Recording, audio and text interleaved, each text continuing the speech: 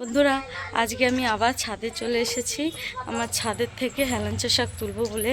তো দেখো কেমন হয়েছে হেলাঞ্চা শাকগুলো, খুব সুন্দর হয়েছে। অনেক দিন ধরে ভেবেছি তুলবো, কিন্তু তোলা হয়নি। তো আজকে চলে আসলাম তোলার জন্য, দেখি কেমন হয়েছে। এই দেখো, এইগুলো মনে হচ্ছে মানে ছাদ ছাড়িয়ে চলে যাবে, পুরো লতানোর মতো লতিয়েছে, এত লতানো হয়েছে কি বলবো। অবশ্য গাছের গোড়ায় জলও দিতে হবে, জলটাও শেষ হয়ে গেছে। আর ওইদিকে আমার মেয়ে এসে আকাশ করা চালু করে দিয়েছে। তো চলো হেলাঞ্চা শাক তোলা যাক। বেশি তুলবো না, বাড়িতে যেহেতু আমরা 2-3 জন মানুষ আছি, তার জন্য অল্পই তুলবো।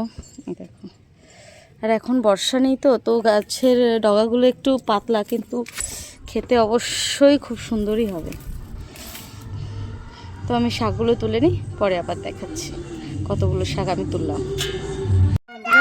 আমার শাক তোলা হয়ে গেছে। তো আমি দেখো কতগুলো শাক তুলেছি। কি হয়েছে? যাই হোক, আমার শাক তোলা হয়ে গেছে। তো দেখুন কতগুলো শাক তুলেছি। এই যে আমি কটা শাক তুলেছি, আমাদের দুজনের জন্য অনেক, দুজনের অনেক হয়ে যাবে। আরও অনেক আছে, এখনও তুললে কমসে কম এর থেকে 3 ডবল শাক হয়ে যাবে, কিন্তু আমি তুলিনি। যাই হোক, এখন গাছে জল দেবো। তো আর কিভাবে রান্না করছি অবশ্যই আমি দেখাবো। এই যে গাছে জল দেওয়া হয়ে গেছে। আর এই টপটা আমি, হ্যাঁ বলো, বাজার এসে গেছে। এদিকে টক পালন লাগিয়েছিলাম, টক পালনগুলো বেশ বড় হয়ে গেছে। তো ভাবছি একদিন তুলে রান্না করব। এইদিকে লাগিয়েছিলাম মূলো, এদিকে পাতাকপি, আরও অনেক কিছুই আছে। এই যে গাজর, গাজর এখনও কিছুই হয়নি, গোড়ায় জল দিতে হবে এগুলো। কালকে আমি এসেছিলাম জল দিতে, কিন্তু আমাকে নিচে থেকে আমার হাজব্যান্ড ডাক দিয়েছিল, তো আমি নিচে চলে গেছিলাম, যার জন্য আমি জল দিতে পারিনি। কি হয়েছে বলো? কোনখানে? তুমি চলো আগে।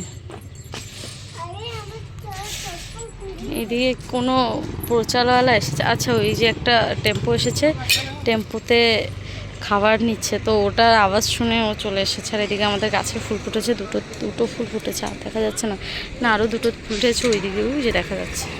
যাই হোক, চলো নিচে যাওয়া যাক। আমি এইভাবে শাকগুলো বেছে নিচ্ছি। এই যে হেলাঞ্চা শাকগুলো ধুয়ে রেখেছি, তারপরে কেটে নিয়ে, এটা হাত দিয়েই কাটা যায়। মা তো রসুন আর রাঁধুনি দেওয়া হয়েছে, এবার ভাজা হয়ে গেলে দেওয়া হবে মাছ।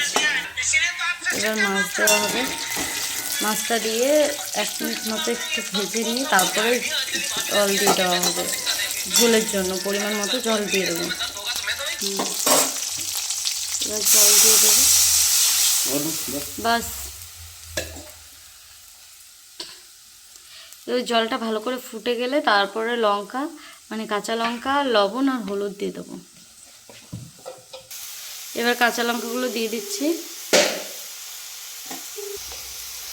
এবার একে একে লবণ আর হলুদটা দিয়ে দেবো। প্রথমে হলুদ দিয়ে দিলাম,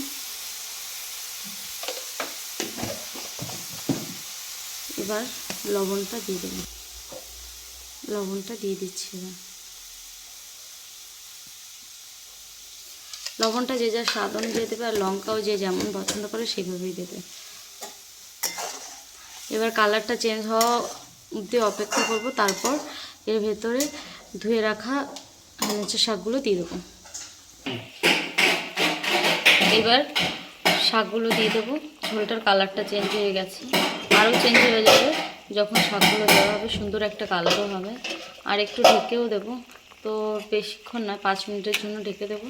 তো শাকটাও গলে যাবে, ঝোলটাও কম হয়ে যাবে এতক্ষণে।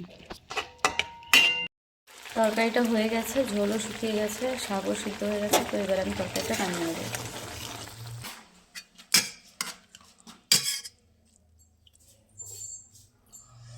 এইভাবে তরকারি রান্নলে একটুও তিতো লাগে না। আর সবাইকে বলবো অবশ্যই বাড়িতে একবার এইভাবে রান্না করে খেয়ে দেখো কেমন লাগে।